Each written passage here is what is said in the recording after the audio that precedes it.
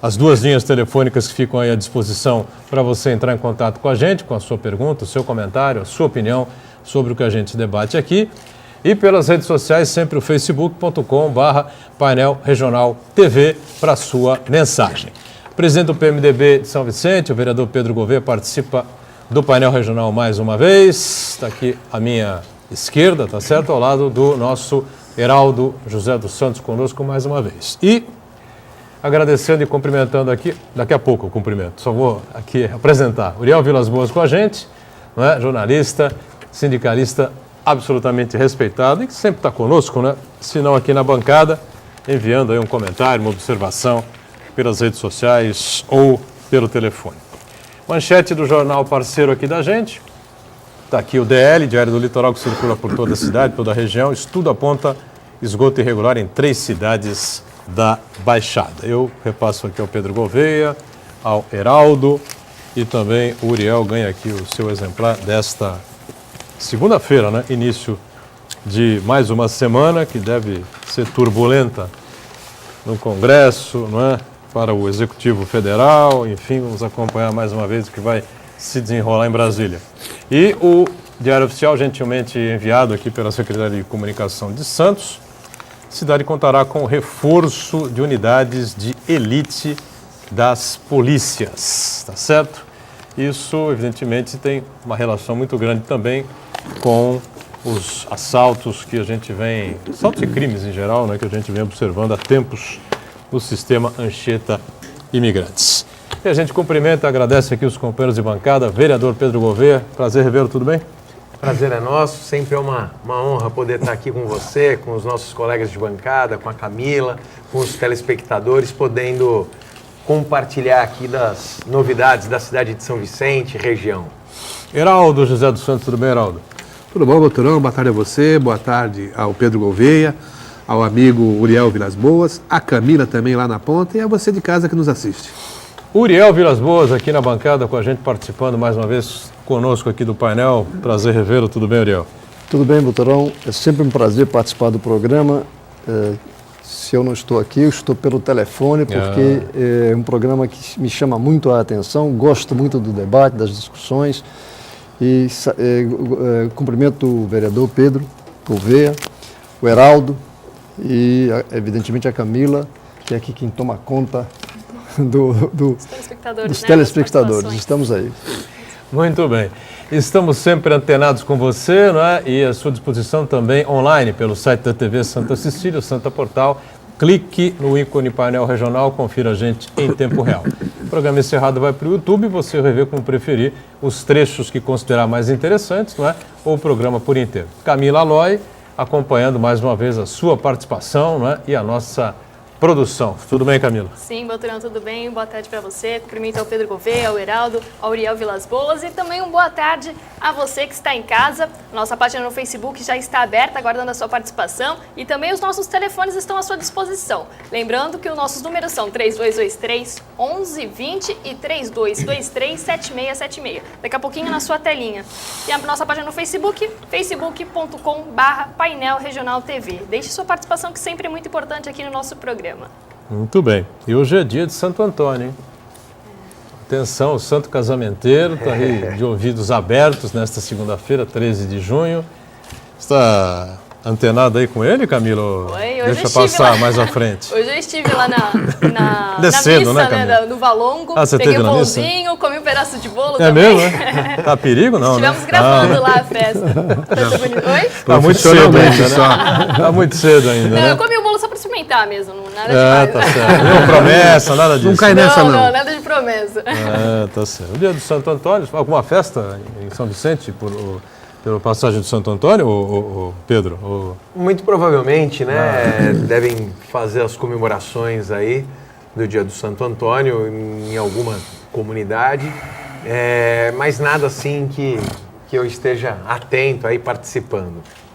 Porque nós temos o Santo Antônio do Imbaré, né, Heraldo? Tá festivo, eu moro ali perto, então tem uma tenda à frente da Basílica e filas, bastante filas, temos missas o dia inteiro também. E as pessoas, os que são devotos, os que acreditam na crença aí de conseguir um amor, estão indo lá buscando o seu pãozinho. É verdade. Quem passou o Dia dos Namorados sozinho, solitário, tristonho, Literalmente né? está atrás do pãozinho. Literalmente vai lá do pãozinho, né? Quem Se sabe dá uma completar, força, né? Para o próximo Dia dos Namorados, né? Esse negócio de santo não é muito com você não, né, Uriel? Eu até que não faço muita bronca em relação a isso, Não, não. né? Menos ao Santo Antônio. A gente teve muitas namoradas, mas a distância do Santo Antônio. Agora estou há 37 anos com a mesma mulher, então nesse aspecto aí o Santo Antônio não influiu em nada. Mas eu não sou contra, não. Bom, a gente começa um pouco mais contraído o programa para ver se a semana é um pouco menos pesada, né? Porque, pelo amor de Deus, né? É um desastre na Mogi Bertioga, que mata aqueles jovens estudantes lá de Mogi das Cruzes, que moravam, né, claro, residiam em São Sebastião. O atentado ontem, ou na madrugada de sábado para domingo, em Orlando, né, numa boate LGBT, onde o cidadão entrou lá, metralhou todo mundo. A gente não sabe por onde vai a humanidade, onde é que o mundo vai parar, e as coisas estão cada vez mais complexas e mais difíceis, né? E escândalo em cima de escândalo, denúncia em cima de denúncia, expectativa do julgamento de Eduardo Cunha, né? Parece que a base dele, nesse momento, já pede para que ele renuncie, porque são 3 denúncias, 3 pedidos de prisão no STF, de 3, 1 vira, né? Me parece humanamente impossível que ele se sustente mais, parece que a base dele, o apoio dele já caiu pela metade, qualquer coisa por aí, enfim, né? Sei lá o que vai acontecer. Você daria algum chute aí, Pedro? E já aproveita e faz um balanço aí. Michel Temer completa 30 dias no poder, não sei se o balanço é positivo, se é regular. Primeiro, Boturão, se dá para fazer realmente um balanço, cobrar o presidente em exercício. Sim. É necessário, sobre a questão do Eduardo Cunha, né? É insustentável aí hoje a situação dele, é necessário que se resolva logo isso, que pare com essa queda de braço, com essa questão toda que acaba fazendo com que outros temas mais importantes sejam discutidos. Chegou a hora de jogar a toalha, de assumir os erros e o Eduardo Cunha sair de cena renunciando. Esse é o meu ponto de vista, é exatamente aquilo que eu penso. Agora, sobre o presidente interino Michel Temer, eu avalio que esses 30 dias de governo foram dias exaustivos, como ele diz, uma guerra em cima de outra guerra, mas com algumas conquistas, algumas vitórias importantes, começando pela questão importante do corte do número de ministérios, alguns avanços, principalmente sobre a questão da montagem da equipe econômica, que realmente uma equipe econômica de primeira linha, uma equipe econômica muito preparada. E agora é óbvio que nós precisamos do tempo em cima do tempo, para que os resultados comecem a acontecer. Mas eu vejo que mesmo com todas essas questões que trazem uma certa inconstância dentro do cenário político nacional, ele tem conseguido aí enfrentar esses desafios com muita tranquilidade, com muita sabedoria, com bastante paciência, exatamente aquilo que é necessário e que cabe a alguém que governa o país, alguém que governa o estado, uma cidade. E ele tem demonstrado exatamente isso, tem feito diariamente um diálogo, tem aberto esse diálogo junto com as esferas políticas, tem feito esse diálogo com a questão do empresariado também, que é muito importante para dar segurança para qual caminho que o país está indo. Então eu vejo que esses 30 dias foram 30 dias extremamente proveitosos e produtivos por parte do nosso presidente interino Michel Temer. Muito bem. Agora, é uma novidade aí, não é? Eu até comentava com o Heraldo antes da gente entrar aqui para o estúdio. O ex-ministro, ex-deputado José Dirceu, preso pelo Mensalão e preso também na Operação Lava Jato, juntamente com o ex-tesoureiro do Partido dos Trabalhadores, do PT, o João Vacari Neto, estão lançando aí uma novidade política, né, que seria um acordo de leniência partidária. Eu não sei se os dois, ou principalmente o Vacari, olharam aí para o fim do túnel e não viram mais luz nenhuma, né? E estão desconfiados que vão mofar na cadeia até sabe Deus quando, né? E resolveram, então, inventar uma maneira diferente aí para não serem delatores, né? E para não entregarem companheiros e, quem sabe, até o próprio ex-presidente Lula, a própria presidente afastada Dilma Rousseff, então vieram com essa novidade. Que seria, segundo o advogado dos dois, o advogado do Zé Dirceu, passar uma régua aí, na história do partido, e o modelo seria mais ou menos das empresas, não é? Quando reconhecem os crimes cometidos, os desvios cometidos, enfim, e acabam pagando as suas multas. E aí, Heraldo? Eu acho que eles estão querendo inovar aí juridicamente, não existe a leniência, no caso de crime, você vai apenar quem? O partido político? Não tem como. Na verdade é o seguinte, o Vacari está se sentindo sozinho, foi abandonado pelo partido, ao mesmo tempo que depois do mensalão ele foi colocado na condição de tesoureiro e muito elogiado porque tinha a habilidade de conseguir verbas e mais verbas, né, sugada das empresas públicas, principalmente da Petrobras, e agora, uma vez alcançado pela rede da Lava Jato, está lá em Curitiba, já cumprindo pena, né? E se queixou. 2 emissários do Partido dos Trabalhadores estiveram com ele na tentativa de dissuadi-lo de fazer a delação. Eu acho que isso não vai vingar. Ele realmente já percebeu que, ficando só, vai continuar sozinho por muitos e muitos anos na cadeia, então ele resolveu realmente abrir a boca e o pessoal do PT está bastante preocupado com isso. Zé Dirceu da mesma forma, né?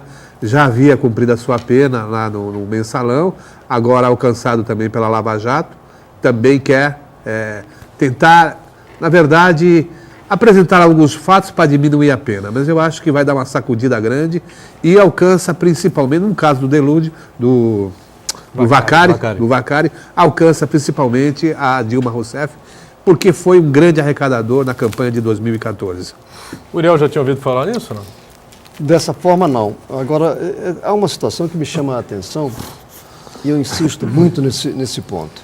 É a participação da coletividade em certos assuntos. Eu vou fazer uma alusão a uma pessoa que estava nesse ônibus da Mogi Bertioga. Ele estava iria começar um abaixo-assinado para questionar a atuação do motorista. Ia começar o abaixo-assinado. Então, são 40 pessoas dentro do ônibus que poderiam ter tomado uma iniciativa mais breve, talvez tivesse evitado esse problema. Então, eu faço uma comparação quando se questiona a atuação do governo Dilma e deixa-se de lado a atuação do vice-presidente, da chapa que ela fazia parte. E, com isso, a gente vai deixando as coisas acontecerem e depois sai correndo atrás. Nesse caso aí eu fazia também uma semelhança com a situação da direção do partido. Eu não posso aceitar que a direção, que a presidente, o vice, o tesoureiro, ou quem quer que seja, tome atitudes sem que a base tome conhecimento disso. E ainda mais quando nós pregamos a honestidade, a seriedade, somos diferentes. Eu não sou do partido do PT, estou apenas comentando a forma de atuação. Nós temos que ter mecanismos, e eu falo pela estrutura sindical da qual participei, onde o presidente é o cargo, mas na verdade ele não manda no sindicato. Então nós precisamos analisar até que ponto essas coletividades, essas entidades, esses partidos, esses agrupamentos agem no sentido de evitar o que aconteceu com o Zé Dirceu e com o Vacari.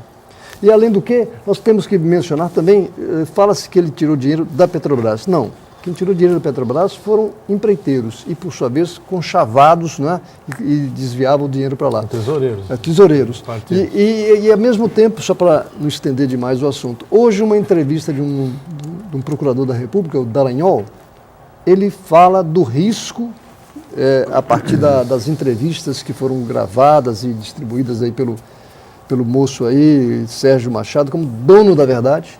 Ele fala como dono da verdade, denunciando Deus e todo mundo. Então a gente precisa discutir que país é este, onde qualquer delator, qualquer pessoa acusada, o delator vai lá e xinga o outro, fala do outro, era eu, mas ele também fazia. E a verdade absoluta não. O japonês da Federal ficou famoso porque levava as pessoas para a cadeia. Ele está sendo processado desde 2000. Está preso, né? Desde 2010, 2006. Está preso também. Teve o direito da defesa, foi condenado em segunda instância, mas com direito de defesa. Agora, o acusado, seja qual for, ele tem o direito de defesa também. Então, são situações que deixam-nos preocupados porque criam um clima como se o Brasil não tivesse comando, não tivesse controle, e qualquer pessoa pode fazer o que bem entender. E não é bem assim, a gente sabe que não é.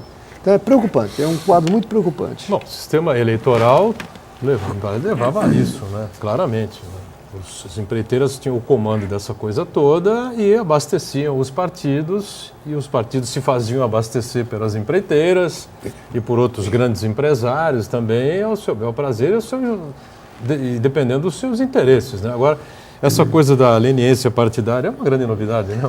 Pedro? Acho que não vira, em todo caso. É uma novidade que está sendo proposta, né, pelo Partido dos Trabalhadores, especificamente pelo Zé Dirceu e pelo Vaccari, mas que vai totalmente na contramão aí de algo lúcido, no mínimo que seja lúcido. É necessário a gente conseguir separar as coisas, né? Separar a questão dos partidos, separar a questão das empresas. As empresas, elas têm um passivo, né, diante de tudo isso, elas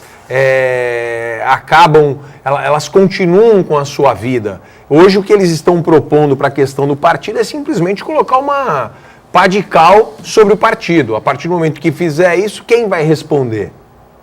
Quem responderá pelo PT? Quem responderá pelas acusações que serão feitas para tentar diminuir a pena do Vaccari e do Zé Dirceu? Então é necessário que se observe isso, e aí eu vejo que tem que ser extremamente criterioso, e aí o que o Uriel ele coloca aqui é extremamente válido a gente fazer essa reflexão, todas essas delações que estão sendo feitas, de que forma que isso vai ser aceito, de que forma que isso vai ser observado, quais os critérios, porque começa aquele negócio de que quando a casa cai para um, ele quer derrubar a casa de todo mundo.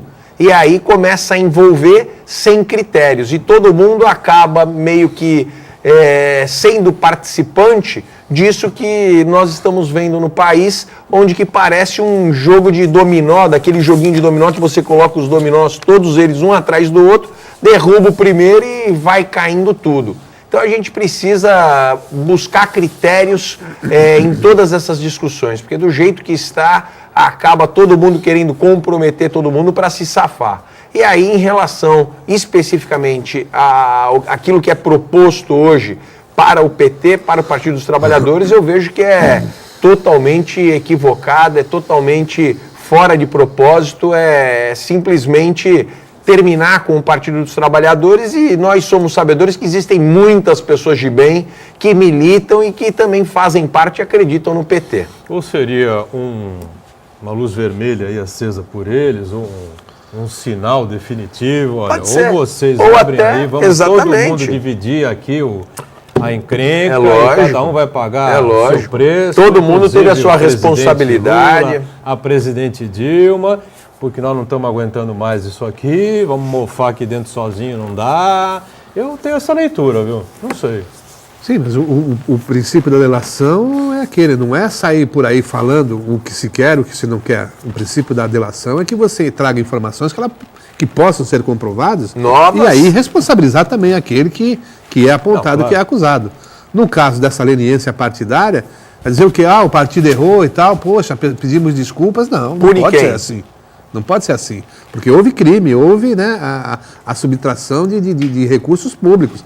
Quando o Uriel fala que o dinheiro não era da Petrobras, era um dinheiro público, sim, Uriel. E foi um conluio muito grande ali entre empreiteiros e políticos, né? Não, o que eu me referia, o fato de dizer assim, não, que o partido foi a Petrobras e tirou o dinheiro. Eu quis dizer foi só desse sentido. Eu estou dizendo mas que a diferença houve um instrumento no meio do caminho.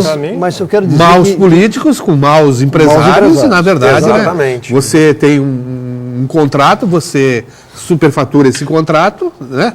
E quem está pagando? Quem está pagando é a empresa, quem está pagando o povo brasileiro, né? O sistema, não é? Totalmente corrompido. Sim. cachorro-socorro. Não há que se ter cara dó, comido. né, de empresário ou de mal político. Não se pode. E que quem estiver envolvido tem que pagar. Tem que responder, Tem sem que dúvida. responder. Seja o empresário, o político, quem quer que for. Muito mais fácil o senhor Zé Dirceu e o seu Vacari chamarem aí aos procuradores, né? E falar, olha, vamos assinar aqui a nossa delação, as nossas delações premiadas e vocês vão entender direitinho o que aconteceu. Nós vamos delatar tudo, entregar tudo aqui e vocês vão vendo aí o caminho Exatamente. das coisas para ver se tudo que a gente fala aqui bate, se o caminho do dinheiro é esse mesmo, entendeu? E aí entrega todo mundo, quem tiver culpa no cartório, seja a Dilma, seja a Lula, seja o governador de Minas, seja o mercadante, por parte do PT, né? Claro, do PMDB, que seja lá o Padilha, o Renan, Quem quer que seja, de Jucá, qual partido, né? Sarney, Eduardo Cunha, se tiver que cair no presidente Temer, que caia também, seja quem for, acabou. Né? Quem tiver culpa no cartório tem que pagar. Nós estamos assistindo um exemplo bastante sintomático, que é a esposa do Eduardo Cunha, né? Já foi beneficiada, não foi beneficiada? Mas, pelo amor de Deus. O marido se apoderou daquela quantia, bom, mas ela também utilizou, não utilizou? Foi comprovado, né? Através daquela empresa lá nos Estados fora do país, né? Na Suíça, movimentava aquela conta, vai dizer, era dinheiro do meu marido. Sim, mas e a origem desse dinheiro? Por causa disso, então, não vai ser punida, não vai ser processada? E os depoimentos acabaram até sendo controversos, né? Porque ele dizia, não, a conta é da minha esposa controlava essa conta. Depois, num outro depoimento que ela fez, se não me engano, ao Sérgio Moro, não foi? Foi ao Exatamente, Sérgio Moro em Curitiba. falou Ela não tem foro privilegiado. da só truste, o né? deputado. Isso. O deputado falava da truste, e ela dizia claramente, não, eu não sei, nunca soube de nada. Eu sei porque, olha, posso comprar essa bolsa de $200 mil? Pode comprar. Vamos tomar um vinho de 15 mil euros? Pô, vamos tomar, não tem problema, enfim, é gostoso, vamos, né? Quero que você seja feliz. Qual uma joia de $1 milhão? Pode comprar, à vontade. Hospedagem sabe? Hospedagem nos hotéis mais caros do mundo. Enfim, agora, pelo amor de Deus, né? Eu, sinceramente, não sei como o Sérgio Moro ainda não deu voz de prisão a essa senhora. Jornalista, né? Trabalhou na Globo, inclusive. Foi apresentadora do Fantástico. Fantástico. Vamos para o intervalo, voltamos daqui a pouquinho. Painel Regional de volta, o nosso Pedro Gouveia, que preside o PMDB de São Vicente, vereador na cidade conosco, ao lado do Heraldo, Uriel, e a Camila, não é, que nesta manhã esteve lá no centro de Santos acompanhando a cerimônia, né? Sempre em homenagem a José Bonifácio. Foi isso, né, Camila? Isso mesmo, Boturão. A primeira sessão itinerante da Assembleia Legislativa do Estado de São Paulo foi realizada na cidade de Santos em homenagem ao José Bonifácio. Nesta data, Santos se torna simbolicamente a sede do governo. O encontro aconteceu na Câmara Municipal de Santos. A sessão reuniu deputados estaduais e o vice-governador do estado, Márcio França. Além da solenidade do José Bonifácio, nós estamos aqui hoje numa sessão solene da Assembleia Legislativa que foi transferida para cá. O deputado Paulo Correia fez a proposta, os deputados estão aqui presentes para ouvir as reivindicações dos moradores aqui da região. Tem muita demanda, evidentemente, que é uma região muito gostosa, muito bonita, mas tem muitos problemas, como toda a grande região. E certamente assim a presença da Assembleia ajuda a solucionar esses problemas. O objetivo é aproximar os moradores da Baixada Santista a acompanhar de perto os projetos de leis, a atuação dos parlamentares e como funciona uma sessão estadual. Os munícipes de Cubatão estiveram presentes para reivindicar a saúde pública da cidade. A situação, infelizmente, está precária. A população está sentindo muita falta de remédios, muita falta de medicação dos médicos também, o pagamento dos funcionários. Precisa urgentemente uma solução no Hospital Municipal de Cubatão. Isso evitou muito contratempo para a gente, porque nós já estávamos pensando em lotar uns ônibus para a gente ir lá na Assembleia Legislativa, justamente para fazer essa manifestação que a gente está fazendo aqui agora, entendeu? Só que com essa atitude do deputado, nos livrou desse contratempo, porque são famílias aqui que uns são idosos já, e estamos lutando por uma causa, né, que é o não fechamento do nosso hospital, que carece de recursos, carece dessa atenção pública. E o repasse do governo do estado para a região de Cubatão em relação às outras cidades é uma discrepância muito enorme. Muito bem, tá? A reivindicação importante, não é, com relação à saúde. Pelo amor de Deus, se for fechar o hospital de Cubatão, Olha, aí o caos quase que completo, né? Porque a grande maioria dos acidentes que ocorrem no sistema Anchieta Imigrantes, as pessoas são levadas para o primeiro atendimento, normalmente para ali, para Cubatão, enfim, né? E claro, os munícipes da cidade que precisam ser atendidos diariamente, né? Gravíssimo. Agora, acho que é uma boa essa coisa da sessão itinerante, né, Pedro Gouveia? Muito interessante. Nós tínhamos, né, na cidade de São Vicente, nós temos na cidade de São Vicente um projeto que foi apresentado pelo deputado Caio França, na época ele era vereador, nosso colega de Câmara, e nós tínhamos a sessão itinerante. A cada 2 meses nós íamos para algum bairro e realizávamos uma sessão itinerante. Isso aproximava muito mais a população da Câmara, levando à Câmara, né, os pedidos, os anseios da população de cada um desses bairros. E agora, essa proposta, esse projeto apresentado e aprovado pelo deputado Paulo Correia, das sessões itinerantes dentro da Assembleia Legislativa. Isso acaba se tornando também um instrumento de aproximação da população muito bacana.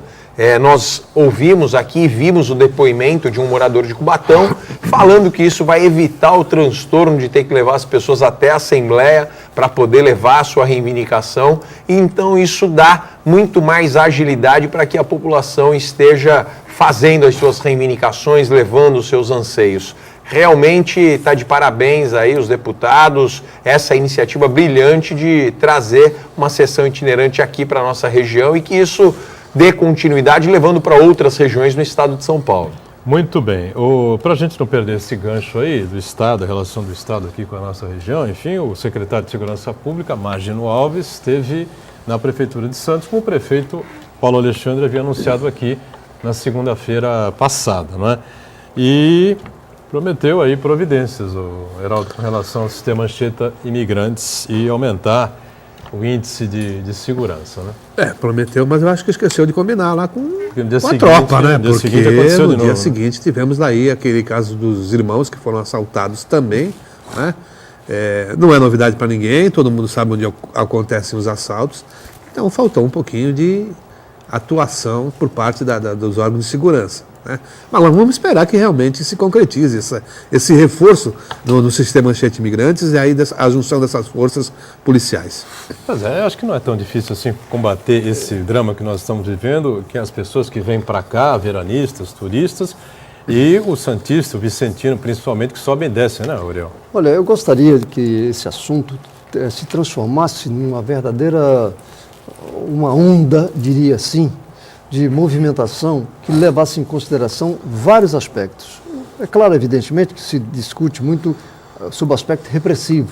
Nós queremos mais PMs, mais PMs, mais PMs. Quando, em verdade, essa discussão deveria ser travada de tal forma que motivasse a classe empresarial, hotelaria, vamos dizer assim, comércio, transporte coletivo, e, ao mesmo tempo, o poder público discutisse questões sociais. Porque às margens da Anchieta e da Imigrantes, nós temos vários setores que são verdadeiras favelas.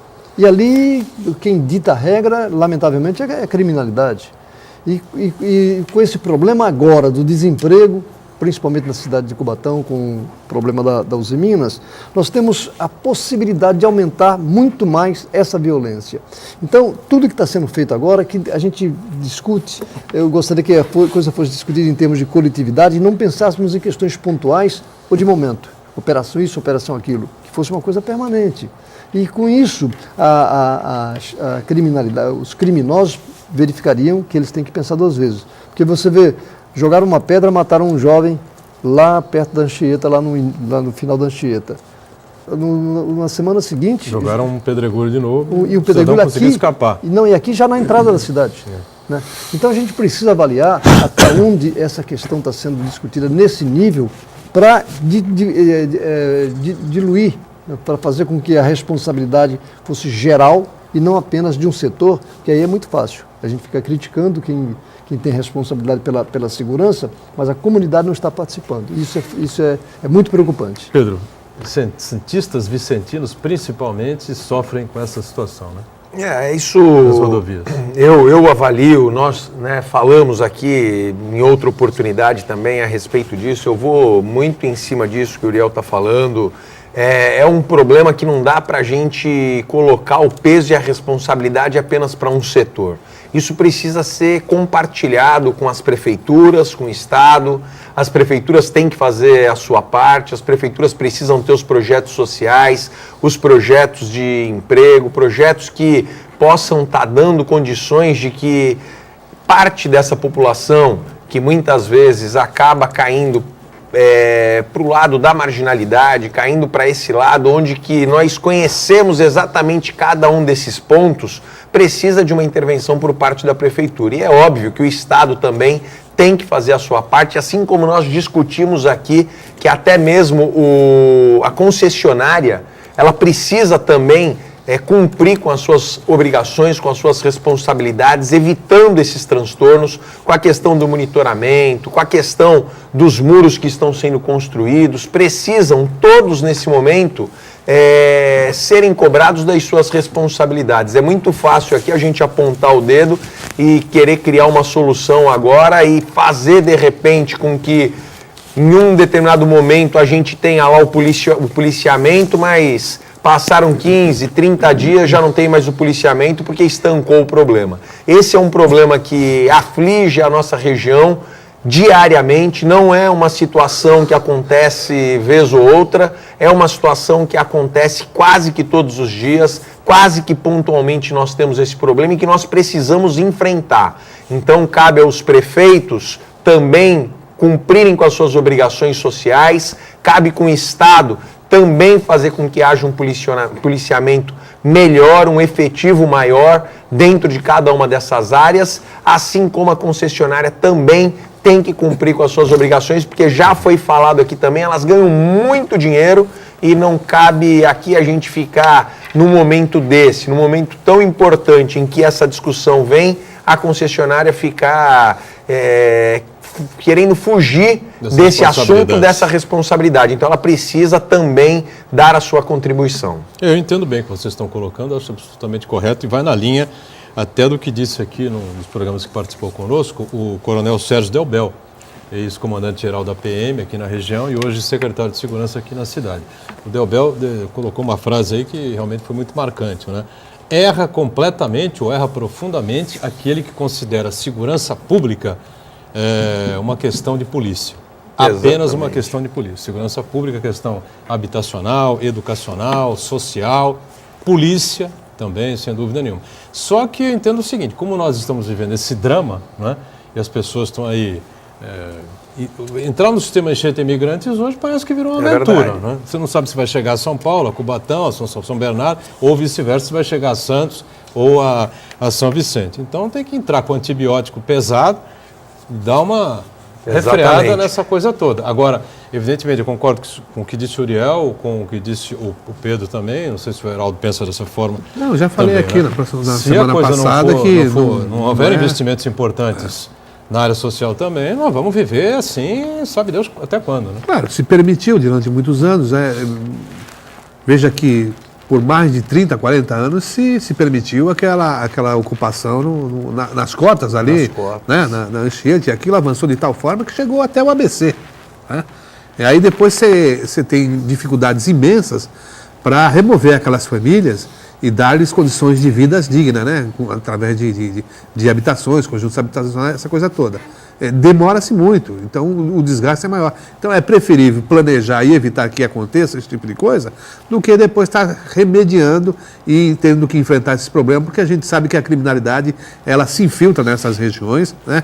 É local de muitos trabalhadores que não têm condições de uma moradia melhor, mas infelizmente são subjugadas pela bandidagem que fazem desses locais pontos de esconderijo e atuam principalmente no tráfico de entorpecentes, nos assaltos, na criminalidade toda. Muito bem. E eles ditam regras.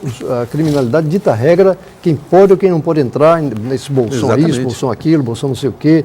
Então é um dado que precisa ser avaliado e curioso que essa situação, nós temos uma região que em tese seria de alto valor em termos turísticos. Ora, se não vem mais, se o turista não se sentir à vontade para descer a serra, consequentemente ele vai atingir o comércio, vai atingir o hotel, vai atingir o transporte coletivo, atinge vários segmentos e, consequentemente, aumenta inclusive o problema na área social, já que o desemprego continua aumentando.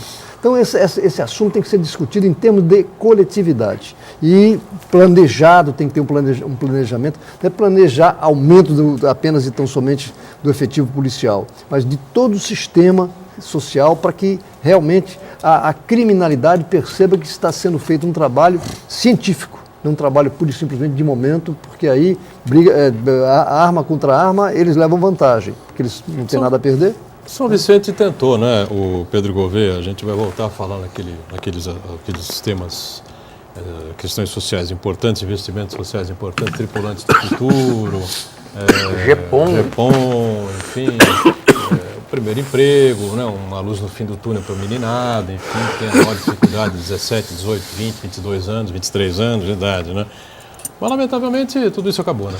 Nada, não tem mais nenhum projeto social hoje na cidade funcionando. Existia uma rede social da criança, velhice, muito bem elaborada, muito bem feita, de atendimento, de atenção.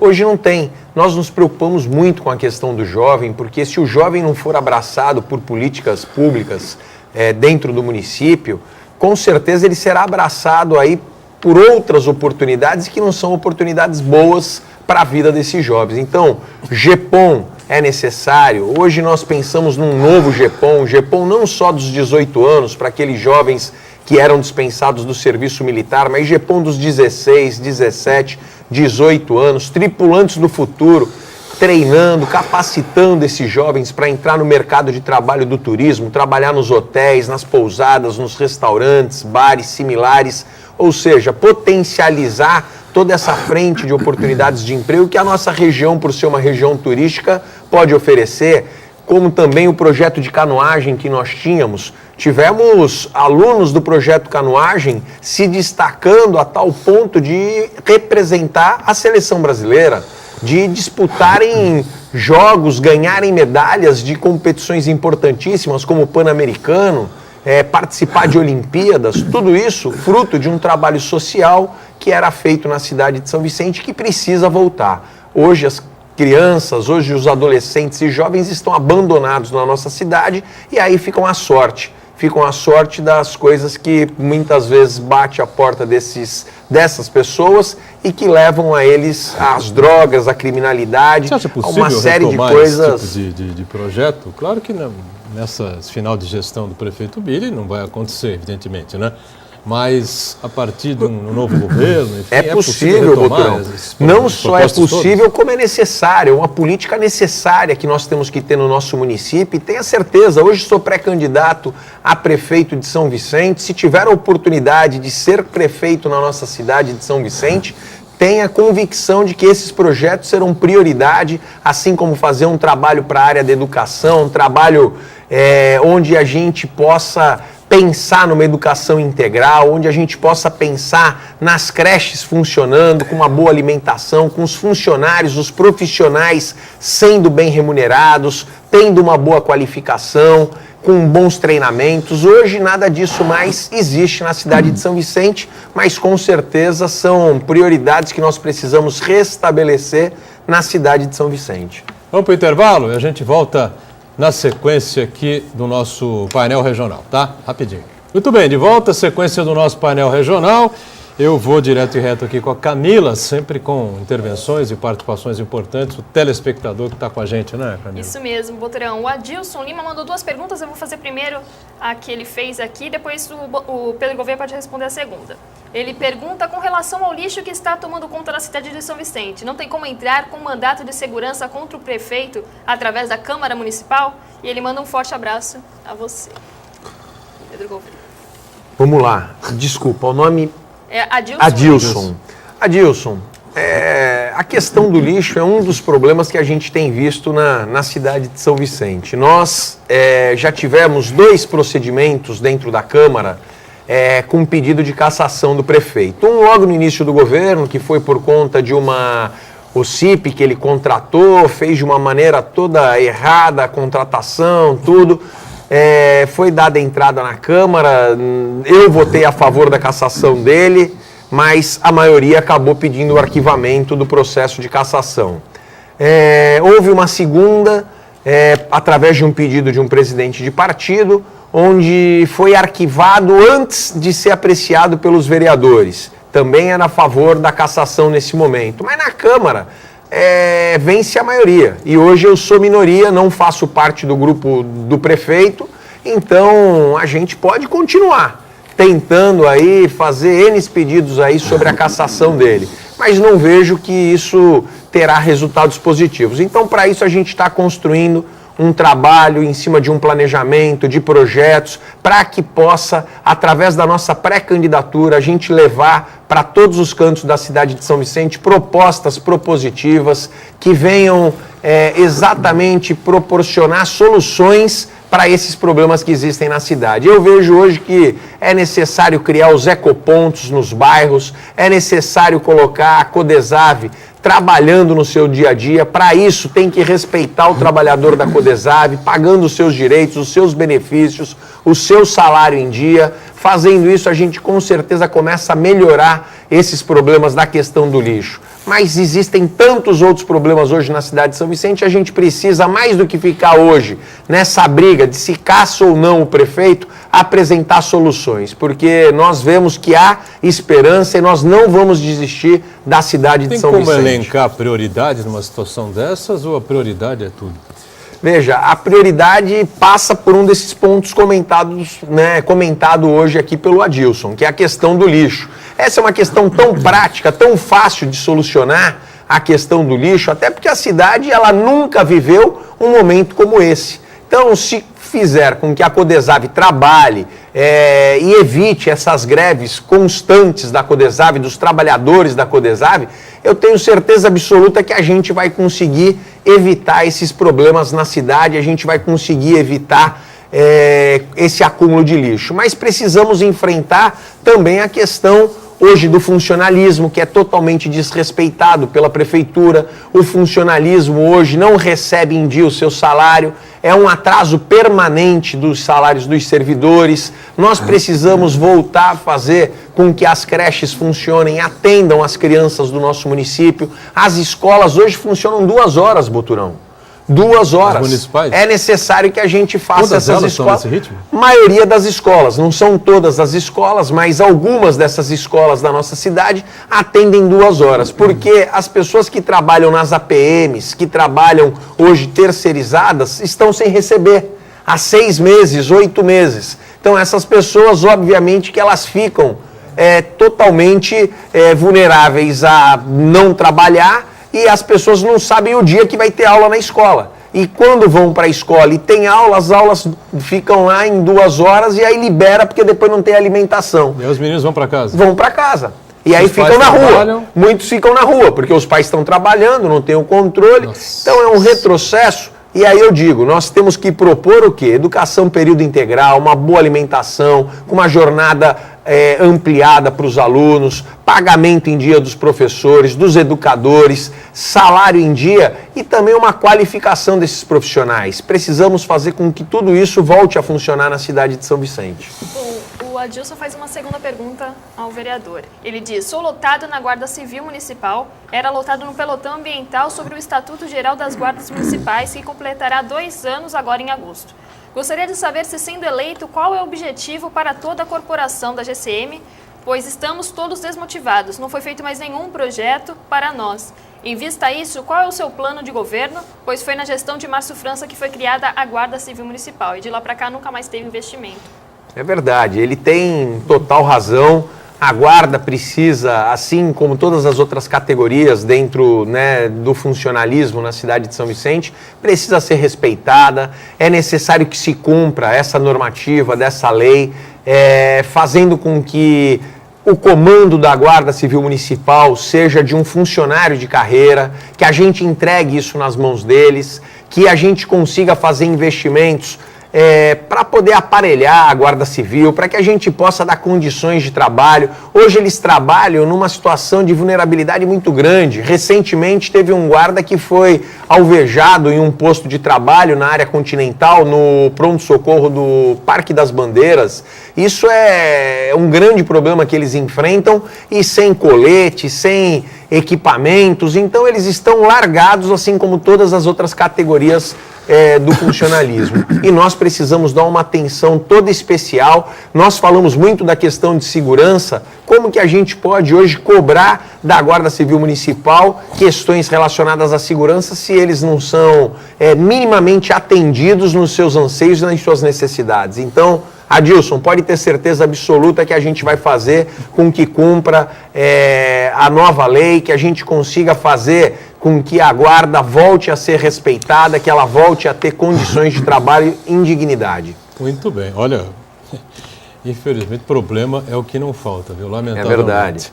Mas festa junina teremos, é isso, Camila? Que você... É isso que eu queria saber. Falamos de Santo ou não? Antônio aqui, vai ter a festa junina. Né? O tradicional Festival de Quadrilhas de São Vicente. Haverá, vereador? Então, a prefeitura ela havia falado que não faria o Festival das Juninas, das quadrilhas juninas.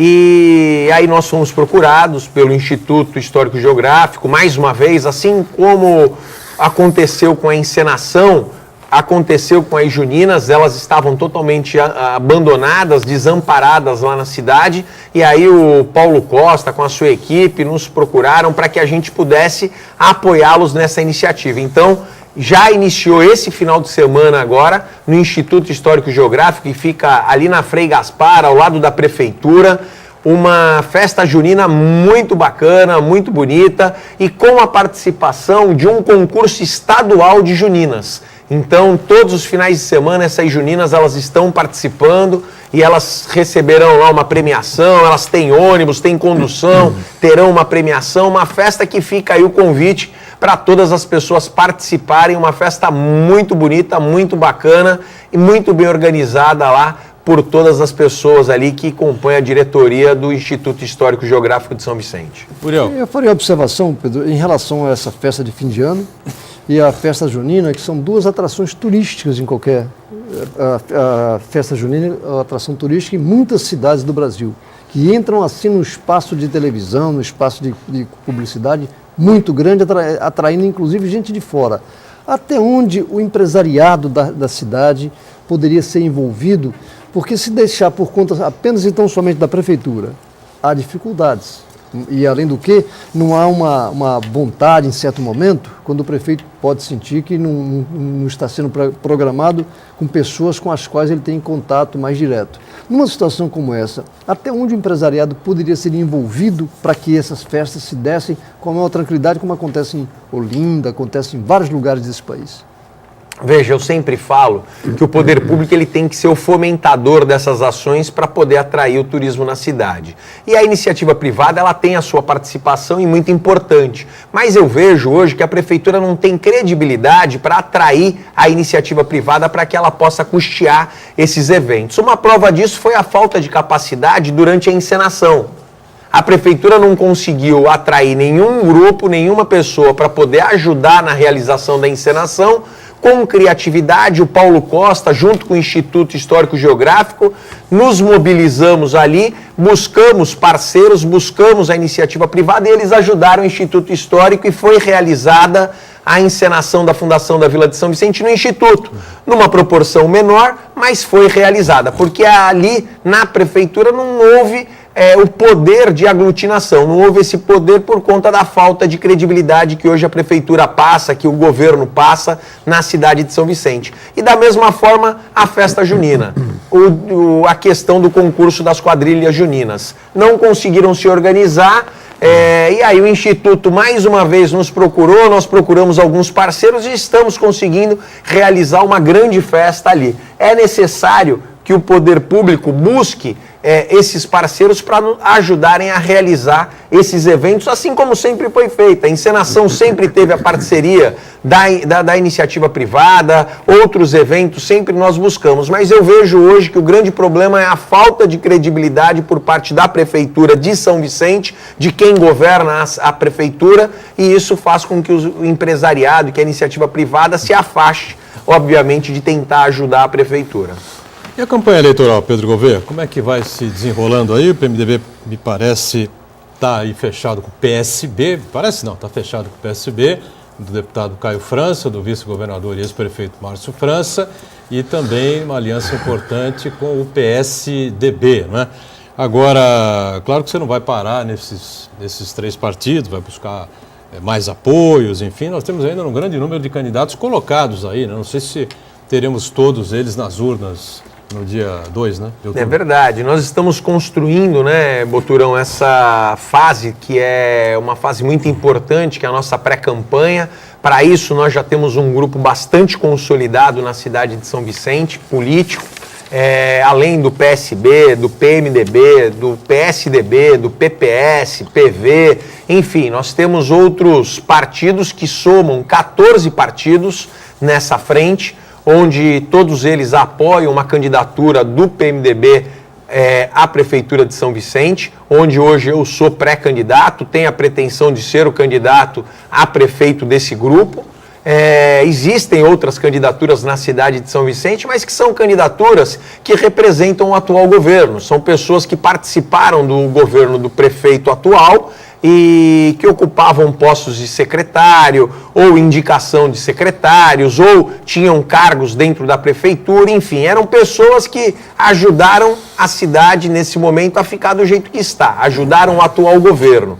Agora a nossa candidatura é uma candidatura que representa exatamente aquilo que nós propomos, que é um novo começo na cidade de São Vicente, nós propomos um novo início, totalmente diferente daquilo que tem sido feito nesses últimos 4 anos, que é realmente um desgoverno, que é realmente algo que nós reprovamos. Então nós estamos construindo juntamente com esses outros partidos para que a gente possa, no dia 31 de julho, através de uma grande convenção unificada que nós iremos realizar, ali oficializar, homologar a candidatura a prefeito, as candidaturas a vereador. Hoje nós temos cerca de 230 pré-candidatos a vereador dentro desse grupo de 14 partidos defendendo a nossa candidatura à Prefeitura de São Vicente. 31 de julho, né? 31 de julho será realizada no Clube de Regatas Tumiaru, a partir das 9 horas da manhã, vamos fazer uma grande festa. Domingo.